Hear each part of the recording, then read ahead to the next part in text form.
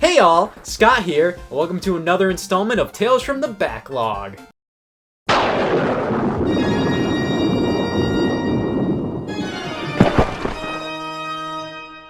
while back I stated my intentions on playing through the large backlog of Zelda games I've never played. But now that I beat Breath of the Wild, who knows, maybe I can beat all the Zelda games and make some killer and overhyped Scott the Woz episodes about them.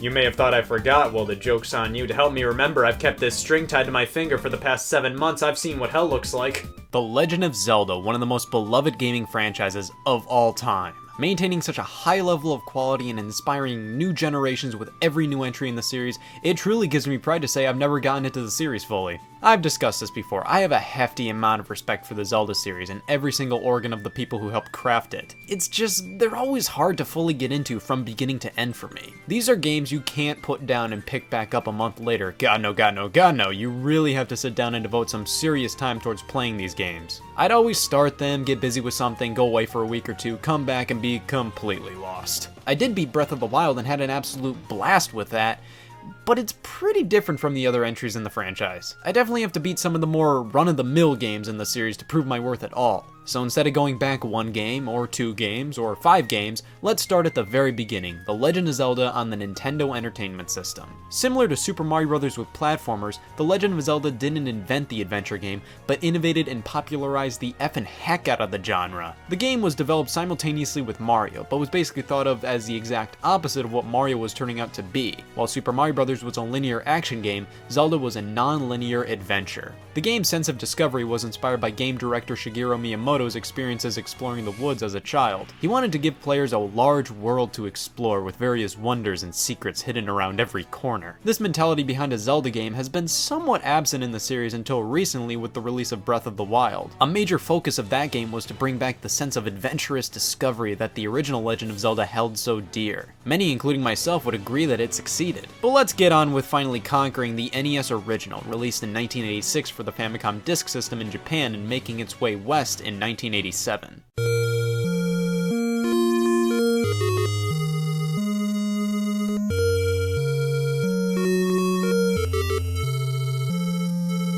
The story here is nothing elaborate, just a way to bring incentive to go Green Boy in Forest Go. The Triforce is a few solid triangles with mystical powers. Ganon stole the Triforce of Power and needed the only other piece, the Triforce of Wisdom, to rule the world. Princess Zelda split the Triforce of Wisdom into 8 pieces to stop Ganon from stealing it as easily, so Ganon decided to steal her easily instead. So you, Link, or whatever you fancy naming him, have to embark on an epic quest to not only cop the 8 pieces of the Triforce of Wisdom, but also defeat Ganon, take back the Triforce of Power, and save Princess Zelda. Yeah, the Triforce only comes in sets of 2 in this game. Later games introduce the Triforce of Courage, which is associated with Link, but here, I mean, you gotta take their word for it that the term tri equates to only 2 pieces. Waiting on the title screen triggers a short synopsis of the story, and I gotta say, these writers really know how to sell me on the concept of rescuing Zelda. The screen then scrolls through all the different treasures hidden throughout the game and ends with a poignant, "Please look up the manual for details." Well, la-dee-da, you don't have to tell me twice, I will take that as a solid excuse to cheat. The manual only details a guide on how to get to the first dungeon, but does lend a hand in the form of some helpful hints pertaining to what items do and what certain enemies are like. But come on, if we're gonna cheat by looking at the manual, we might as well go even knee deeper in the whole sinning thing and just use a full guide. Some purists may scoff at this, but I feel that The Legend of Zelda has always been a game where outside material is required to fully enjoy the experience. The game itself barely does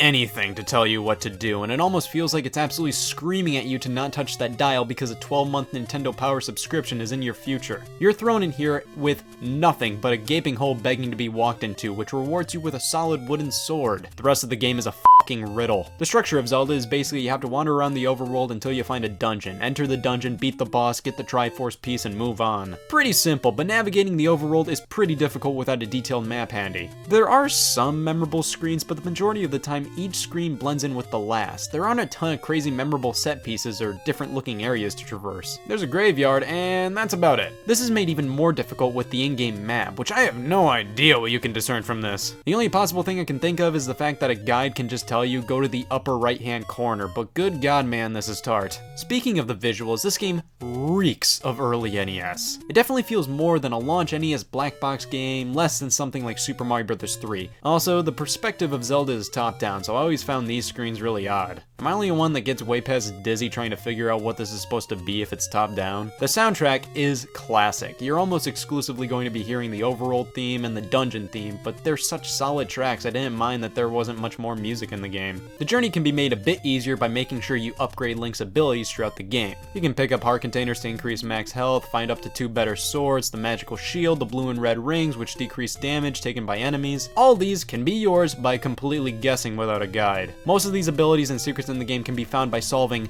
puzzles. Zelda is famous for its world-renowned homemade puzzles, but in this game, they don't really feel like puzzles. Just do this for this to happen. Stuff like, push this completely ordinary block after defeating all enemies to be able to proceed. There's really no context clues most of the time to tell you what you should do, but sometimes the game will give you a hint and they just end up basically being worthless and cryptic. Speaking of which, oh Jesus, do I have an exclamation for you, because Jesus Christ, can this game be cryptic. This is why I don't feel guilty using a guide on this game, because almost everything the game tells you is worthless, and almost nothing can be taken from them. Most secrets are bombable walls that look just like every other wall in the game. Now, of course, in other games we have nice clues, but in this game,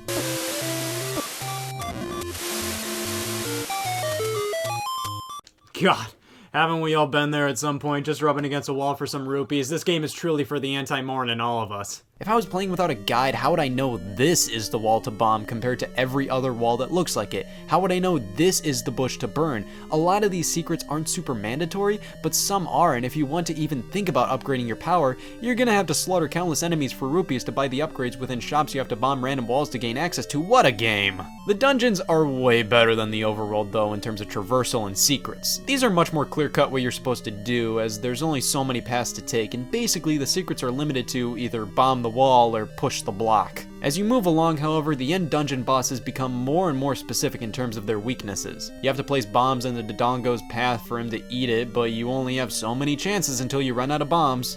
F***ed. That's me alright! You can go back and grind for bombs by constantly killing enemies, but moments like F***ed. That's me alright are aplenty in this game. I died like a ton in Zelda, but it never felt overly difficult. It felt alright.